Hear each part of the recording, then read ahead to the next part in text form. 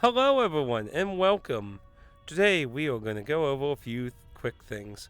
First thing, I would say my condolences to the family and close friends of the creator of Dragon Ball Z.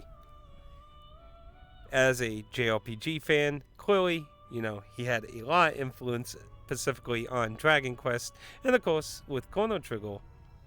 But, the industry had a lot of influence from him, and he passed away of I believe, from what I understand, is a condition that had blood in his head, which is, of course, a shame. But with that, let's get on with what we were going to talk about today. So we are going to talk a little bit about his death, but that will come in a different form. I just wished to pay respects because I didn't want to do them in with reference to what happened. So quickly over the whole Switch emulator thing. So they settled. I was going to do a video on this while they were actually getting in legal battle, but because they settled that kind of obviously changed the story. Basically, though, a lot of people question why. Some people thought it was them taking the bullet. Some people thought there was some more stuff came out. And it seemed like they were getting ROMs of games that were before they actually came out, which was probably one of the prime reasons they got after, along with the keys. The keys is, from what I understand, the Switch uses keys, which is similar to like a BIOS system the PlayStation uses, which Nintendo has copyright on. So until that expires, those are technically illegal to get off of the internet that without you getting them out of your own system. See, this is the wishy-washy stuff with emulation with these kind of things. You can take it out of your system, your own system, and use it for your own reason. But of course, the majority of people who do emulation usually don't do that. They just go download whatever's on the internet, and they may own the item, but of course, But anyway, this seems to be the prime reason they got targeted, and it paints a very different light. Fact that they posted this shit in their Discord and Nintendo was able to get their hands on it either shows somebody fucking sold them out or Nintendo infiltrated their Discord, which I don't know how their Discord worked. Like, I don't know if patrons, because this was a Patreon emulator. But that kind of sunk fast. So anyway, let's go on to the main thing I want to talk about, Sweet Baby Inc. So let's go over this really quick here. I'm going to try and not dwell on this too long. Sweet Baby Inc. basically targeted a guy who didn't like the fact that they were working with games and made a list on Steam. Somebody who works at Sweet Baby Inc. didn't like this, and anyway, encouraged harassment on mass reporting the group and the creator's personal Steam account. This is harassment. This is evidence of harassment. And literally no journalists who've been covering any of this have reported this part of the story, and have only said that people who made an outcry of this are harassing Sweet Baby Inc. It's happening again.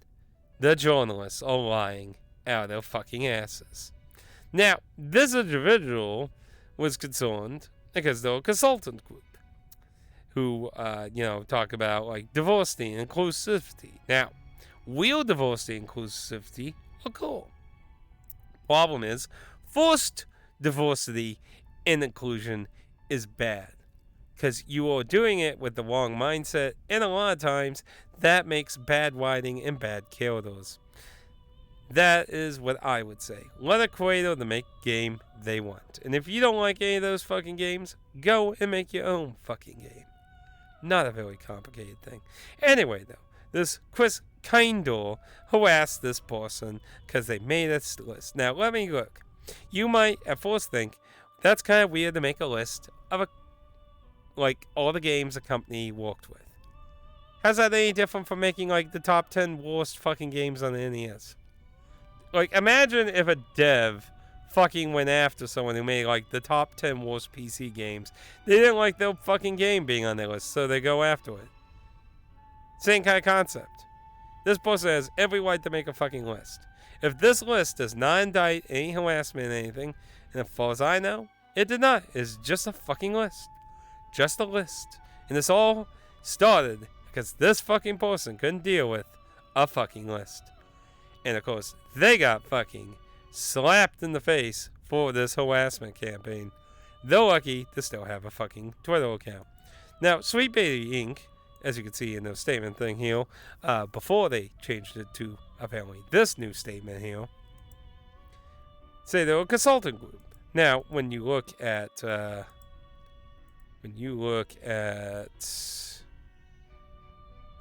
no, that's the, wait, will they lose it? Oh, here it is. So, Kotaku was the first one, as far as I understand, make an article about this, and they basically deny they're basically a consultant group about diversity and shit.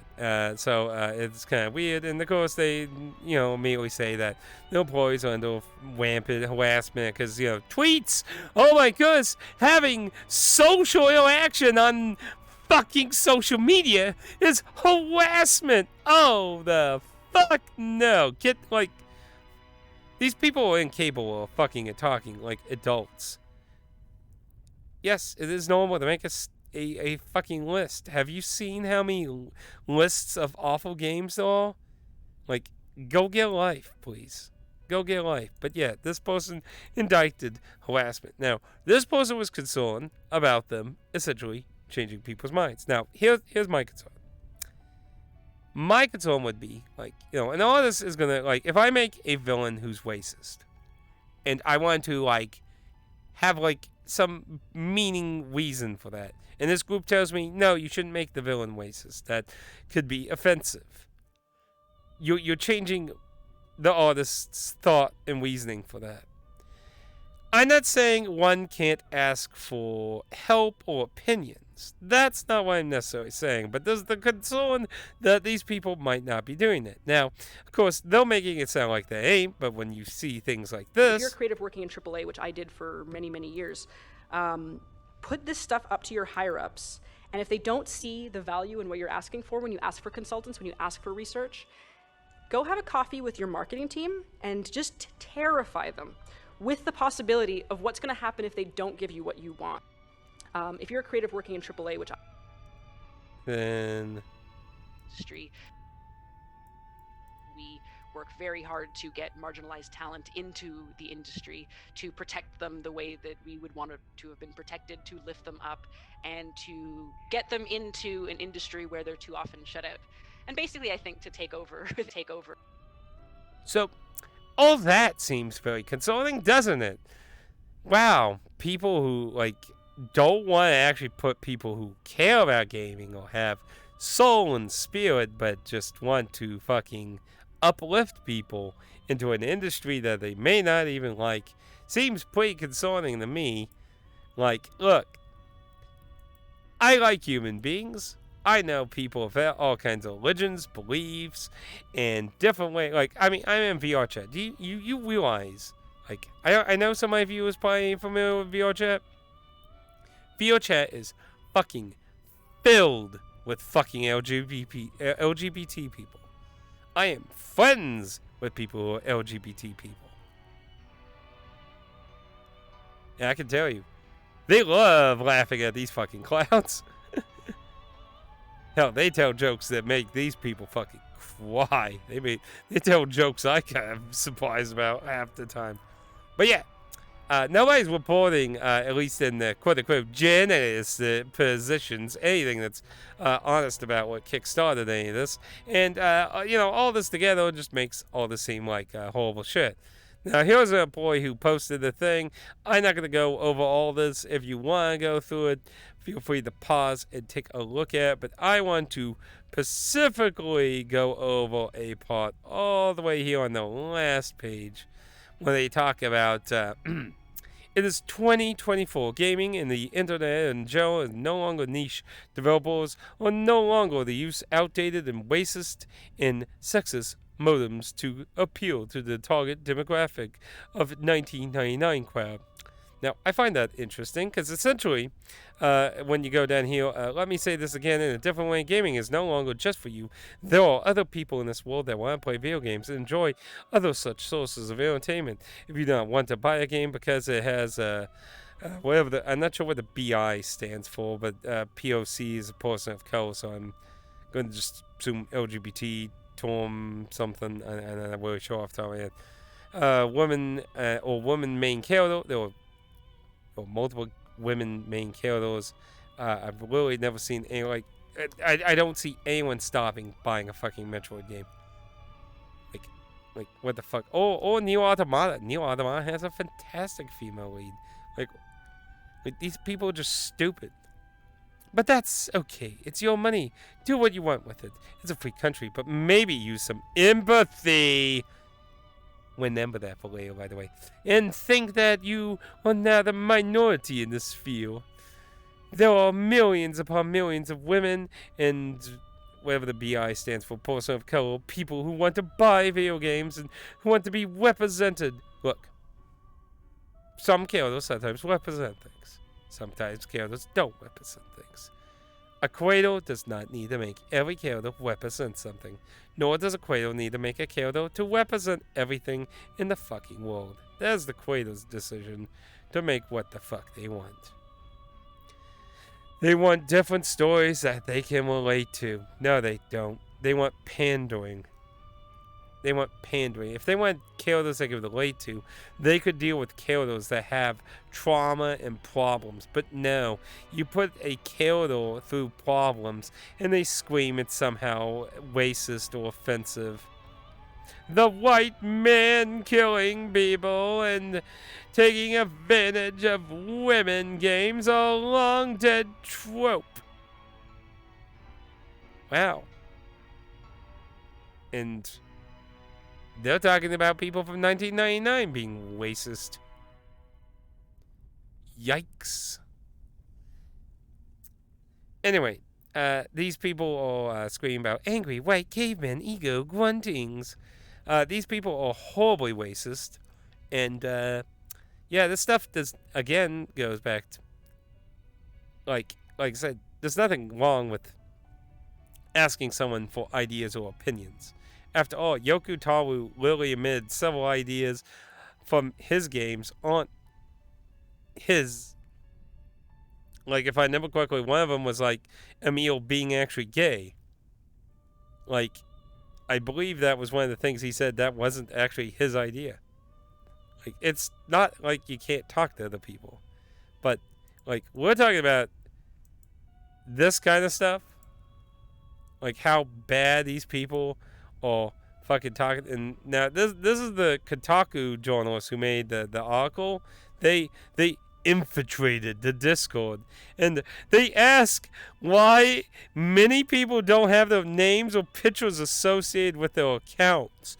Hello, have you ever attended a safety on the internet 101 lesson?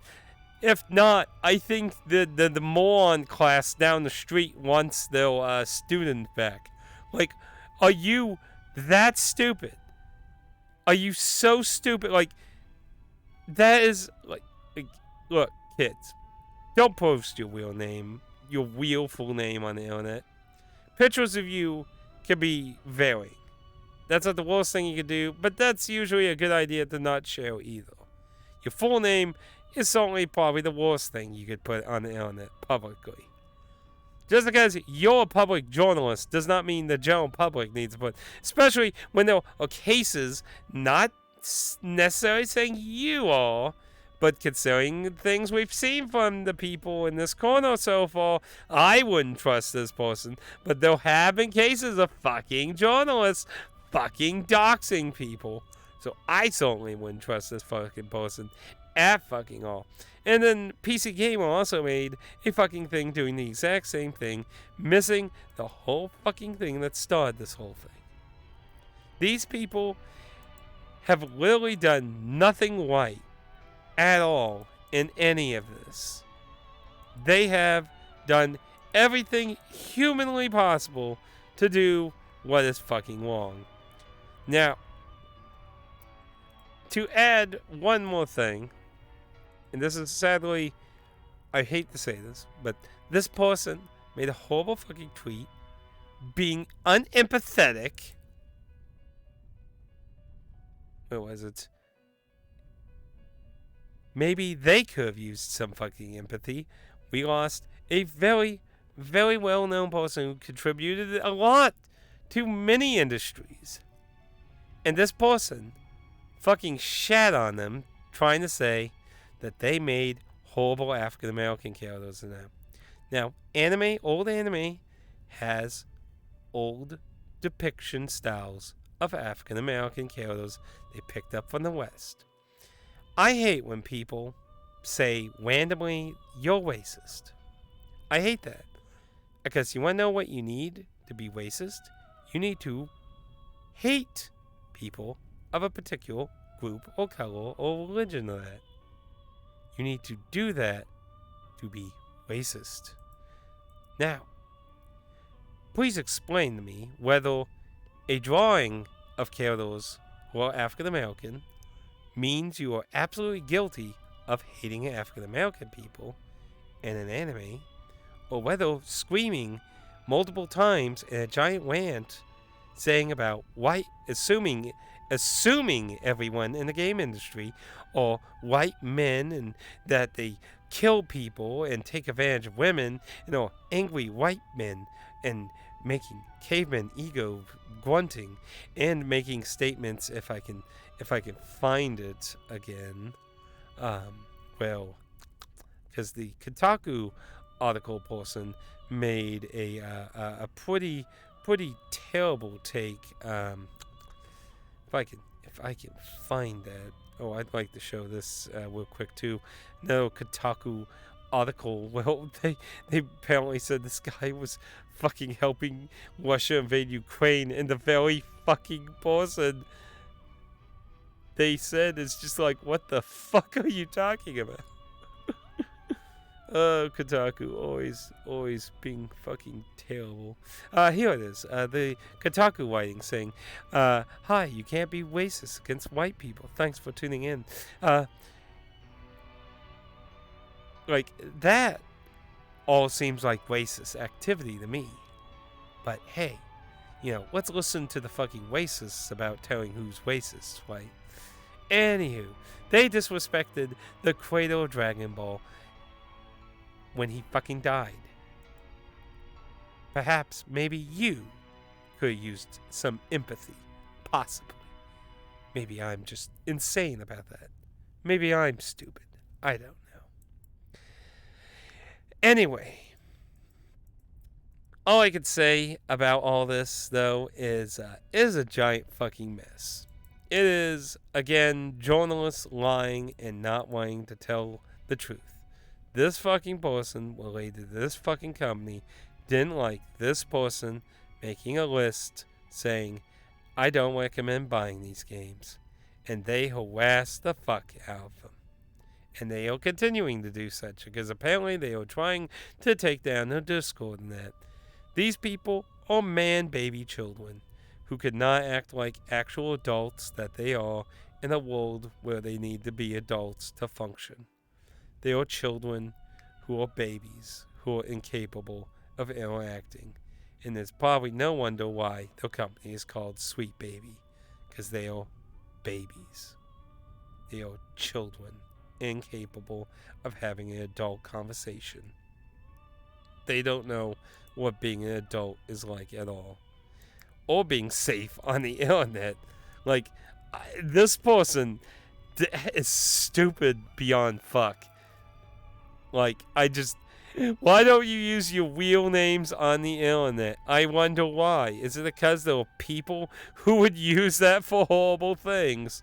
Nah, post it to me. Don't forget your social security number on top of it. Just post it now. Now, here's all I have to say about this. Don't harass any of these people. Disagree with them? You can disagree with them, but don't harass these people. That makes them have something to look better over you. These people are doing enough of a job making themselves look like fucking morons. I would not be buying anything related to Sweet Baby. These people are terrible fucking people. They're racists, they're man babies, and they are all the things they claim everyone else is. They are grunting in caves, incapable of having an adult conversation. They are terrible people, and they don't deserve to be paid money for terrible things. I only hope maybe one day they can grow up and learn to actually debate and talk to people.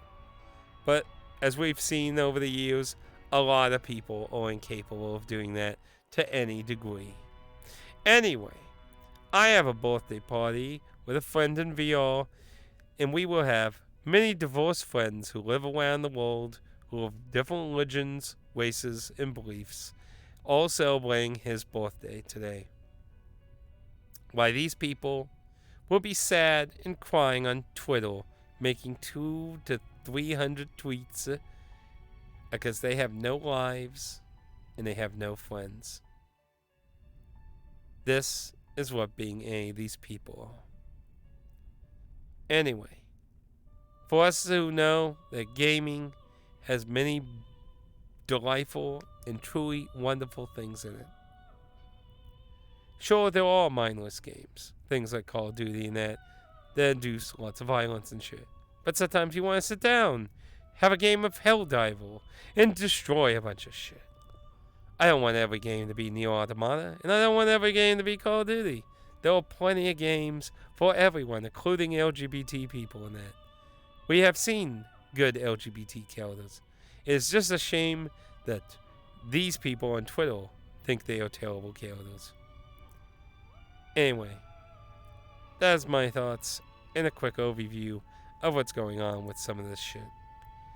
Anyway, if you have anything you would like to ask or share, feel free to leave a comment down below. Otherwise, I'm going to go have some fun with some friends. And until next time, be careful out there in the proving grounds. And I want to again state, do not harass these people. They want the engagement. After all, they are very desperate and clearly very desperate to get people to start it all over again. Because they are sad and they need the money. Journalists need the money. And that's what they're trying to do. They're trying to start it again. And I don't think it's a good idea to start again. Because honestly, mob mentality has never led to anything good. Vote with your wallet. Vote with your wallet. Don't like these people? Disassociate yourself from any games that any of them worked on. Anyway. Oh man, what a mess. It's amazing how these people did all this shit to themselves. Oh my goodness.